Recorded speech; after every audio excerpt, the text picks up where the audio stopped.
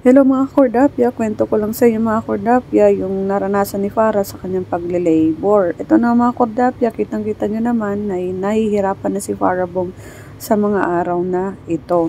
So yan ang mga kordapya, hindi na siya mapakali, naninikasan yung mga tiyan niya, hinihingal na siya, naglalaway na actually siya at that time mga kakordapya. Tapos nilalabasan na nga siya ng parang sipon mga kakordapya sa kanyang puerta mga kordapya that time. Hello mga kakordapya. Si bunso ko, si Farah, nagle-labor na mga kordapya. Kanina pa to nagle-labor mga kordapya. Nilabsan na to mga kordapya yung parang may sipon-sipon. Tapos nga sobrang tigas na ng tiyan niya mga kordapya.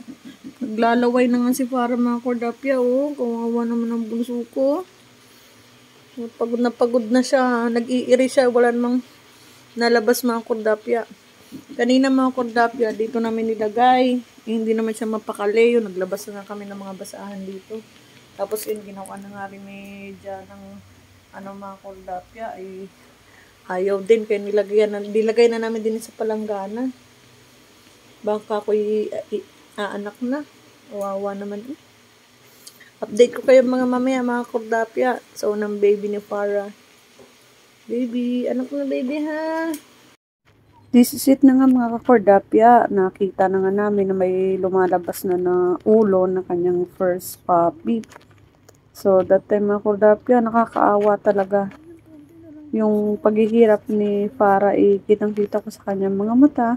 Naglalaway na talaga siya, tapos hingal na hingal. Yung iring-iri siya, pero ayaw pa agad lumabas.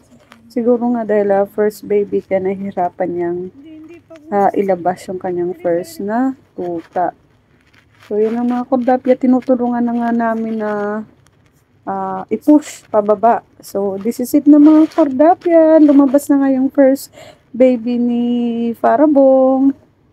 Ito mga kordapya ay isang lalaki. Yung first baby ni Farah ay lalaki. Mga kordapya. Hindi pa yan.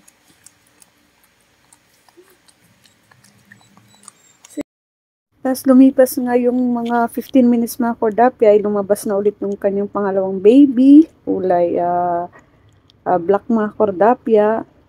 Yan naman mga kakordapya ay babae.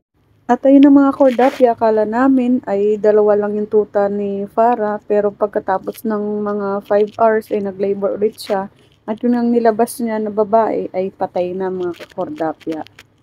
Sobrang nalungkot nga kami mga kakordapya dahil na yung patatlong tuta ni Farah ay hindi na nga naka-survive. Pero nagpapasalamat pa rin kami dahil may dalawang baby siya na malulusog. Thank you.